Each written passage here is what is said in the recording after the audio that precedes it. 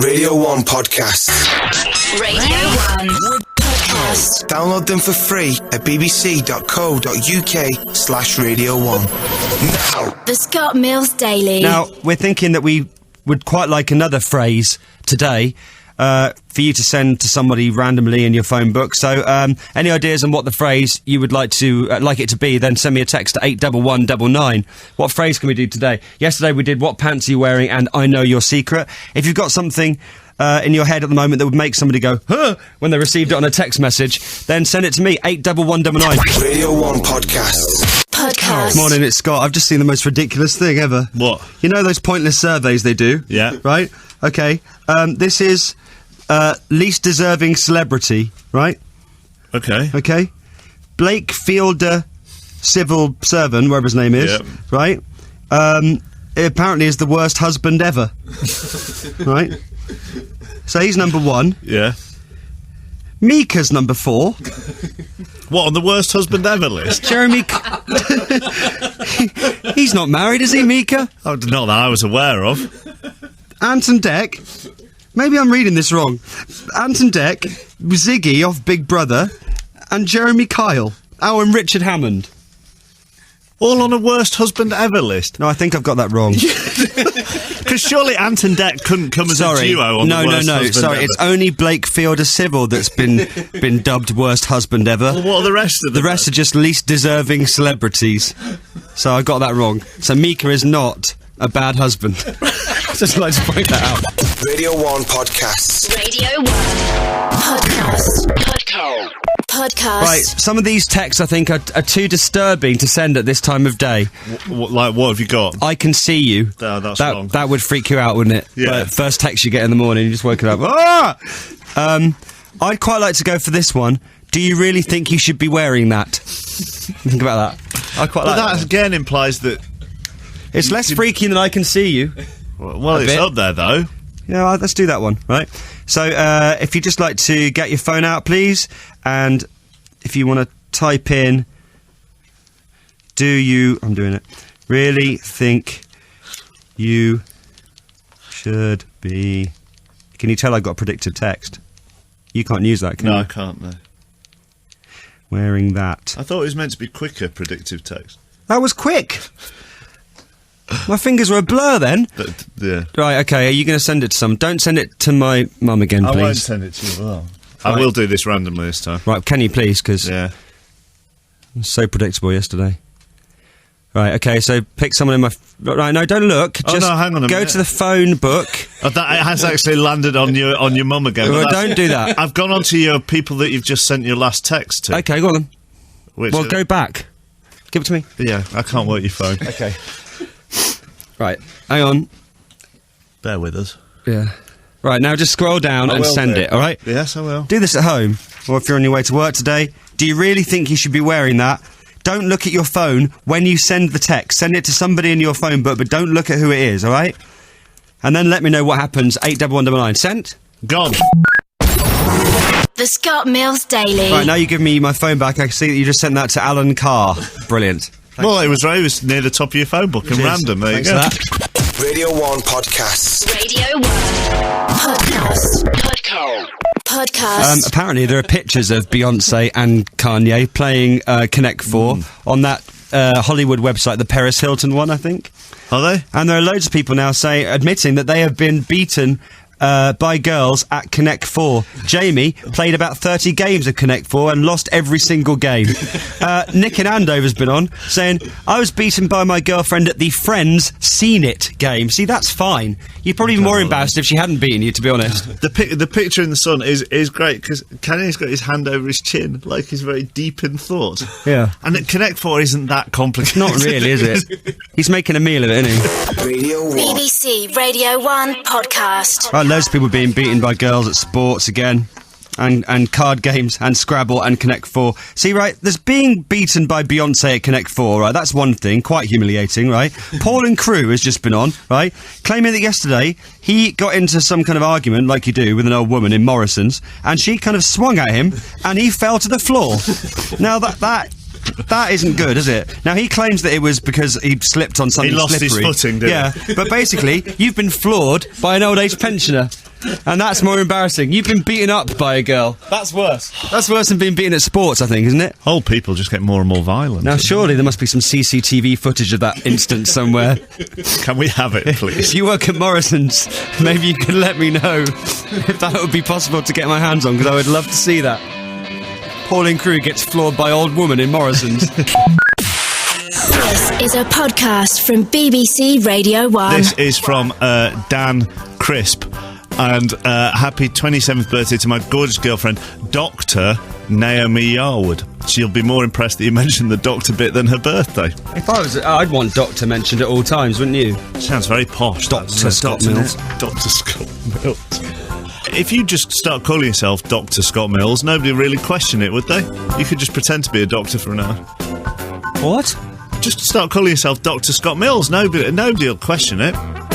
Won't they? No. Nobody's ever questioned Dr. Mark, have they? Actually, there used to be a guy that worked here. He is a real doctor, by the way. There used to be a guy that worked here that called himself a doctor all the time, and no one really had any evidence that he was a doctor at all. Do you remember him? No, I don't remember that. Before my time. You've been here longer than me. Radio 1 Podcast. Download them for free at bbc.co.uk/Radio 1. Radio 1. I think we've chosen the wrong time of day for that text. Do you really think you should be wearing that?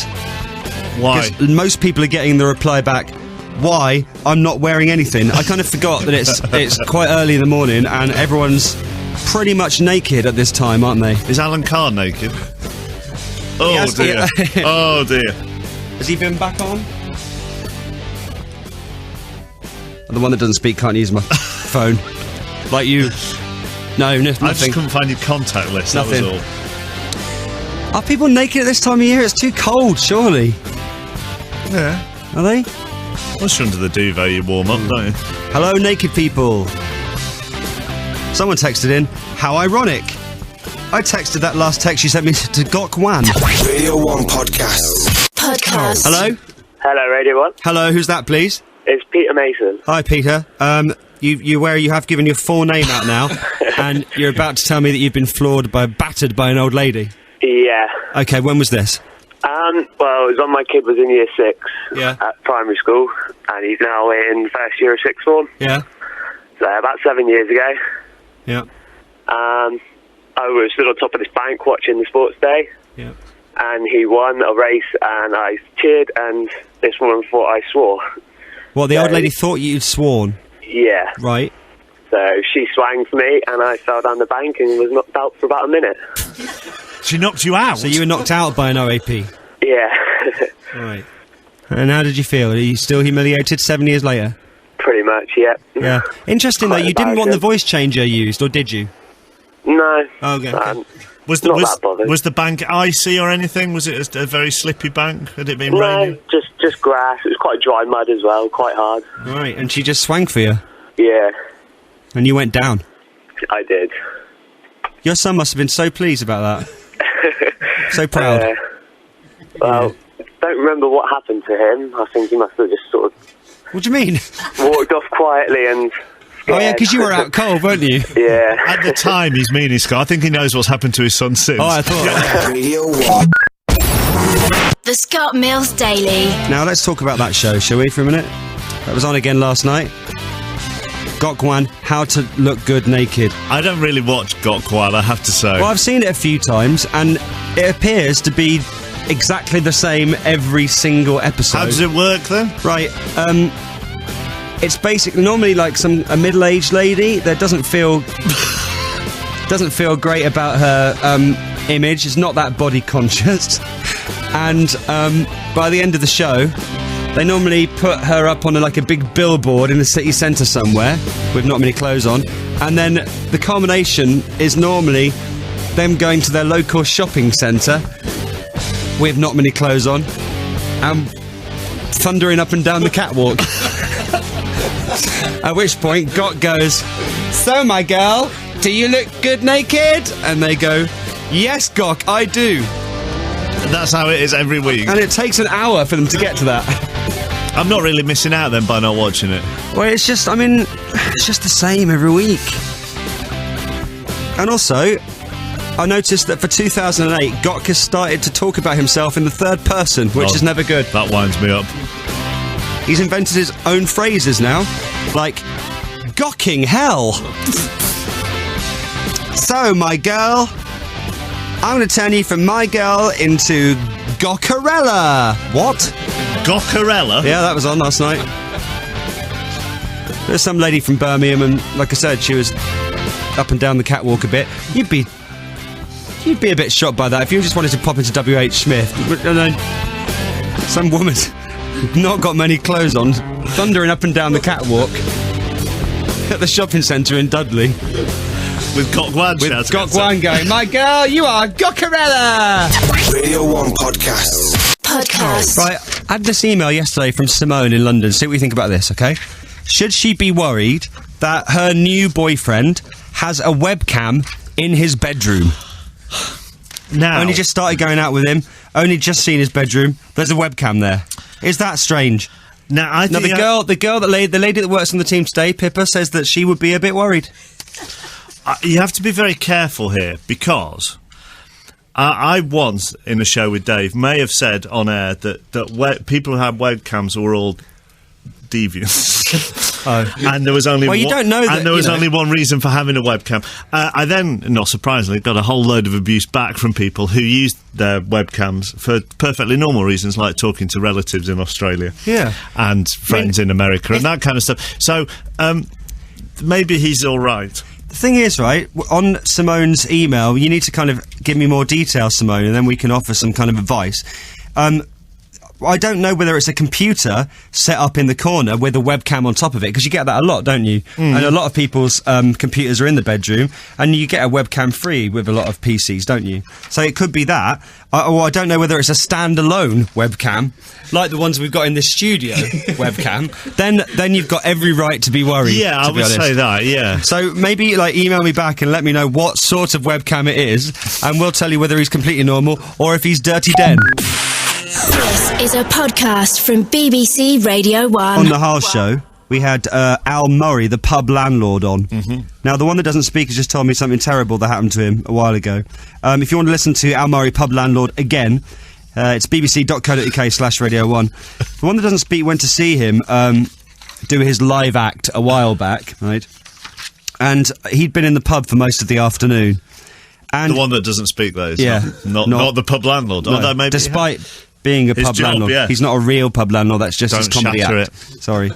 And he does involve the audience quite a lot in his act. Have you ever seen Al Murray live? He's got a proper bar there, and he's like, wine for the ladies. He talks to the audience all the time. Thing is, because he'd been in the pub most of the afternoon, the one that doesn't speak, when Al Murray comes on at midnight, falls asleep. And was terrified, and still doesn't know to this day whether he was part of the act or not, because he does involve the audience somewhat. Is there any worse place that you can fall asleep than that? I think not. he slept for about an hour, didn't he? Yeah, and you never know whether you're dribbling or snoring, or whether you were part of Al Murray, the pub landlord's act. He's woke up halfway through when he was doing a joke, going, ah! That would freak you out. BBC Radio 1 podcast. Right, some unfair texts are coming in, I think. Vicky in Burnley says, leave Gok alone. He's so nice to all the boilers he has on his show.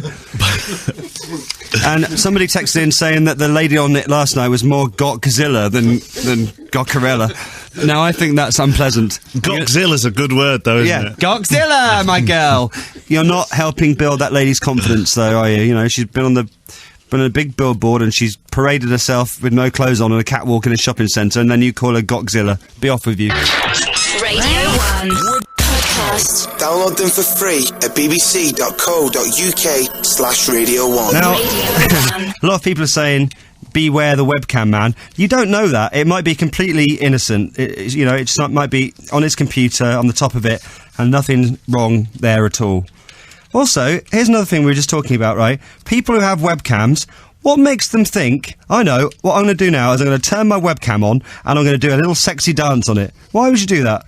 There's loads of videos online on things like YouTube, apparently, on YouTube, where the people are getting caught like by their mums, like walking in whilst they're doing a little sexy dance on the webcam. The one that doesn't speak, who knows about these videos more than us, and seems to spend a lot of his time watching other people's webcams. I have seen them. Would also make the point that the majority of people that do these sexy dances in front of the webcams haven't made the bed beforehand. No, and they've generally got awful curtains. So if you are going to do a sexy dance on your webcam, the one that doesn't speak make the bed would like at you least. to make the bed, just in case he stumbles across your performance. Yeah, it's called the World Wide Web for a reason. People can see it all over the world. You've not made the bed. Some people don't even put sheets on. Radio 1 Podcasts. Right, here's something, yeah. I want a little bit of an opinion on this from you. Okay. One of my friends has just moved house recently, and his new back garden appears to be some kind of pet cemetery. Well, he was on the phone to me yesterday. See, when an estate agent shows you around a house, they don't show you the graves in the garden, do they? Generally. No. Now, the last people that lived there obviously buried all their pets in the garden, presumably after they died. You would hope. Yeah. And my mate has got a dog, see? And he thinks that the dog will dig all the old animals up. I don't really understand this. So, well, maybe. Do dogs dig a lot? Yeah. Well, they dig for bones, don't they? Yeah, So, what I'm saying is, should you take your dead animals with you when you move house? What, dig them all up? Yeah. And put them in one of those big cardboard boxes you get and add it to the removal lorry? Some people that I know, they do have like little funerals for their hamsters and stuff, and they bury them in the garden. But if you move, is it not a little bit inconsiderate to leave the dead animals there in the pet cemetery, in the back garden? Should you not take them with you? It's not fair leaving them with someone else, is it? No. And also, wouldn't you want to take them with you anyway? Because they were your animals, and you love them enough to give them a decent burial, so why wouldn't you want to take them with you? It's just something that he's a little bit concerned about. He shouldn't have bought the house, would be my advice. Yeah, but they don't. You don't know that, do you? At the time, or you don't know there's dead pets in the garden. They don't show you. Patio over the garden. Is that your answer? That'd be my only advice. Well, thanks for your help. The Scott Mills Daily. But I see there are loads of people on the text now that fell asleep at gigs. Well, that's fine. That's not that embarrassing because you just kind of meld into the crowd, don't you? Really, it's not that embarrassing. They're not going to take the mick out of you, are they? Yeah, but you don't honestly believe that Ali in Southampton fell asleep during a Megadeth concert? No, that's ridiculous. But I mean, I've fallen asleep at a gig before when I sat down. I think I fell asleep at Madonna, actually. Did you? Yeah, I think I did.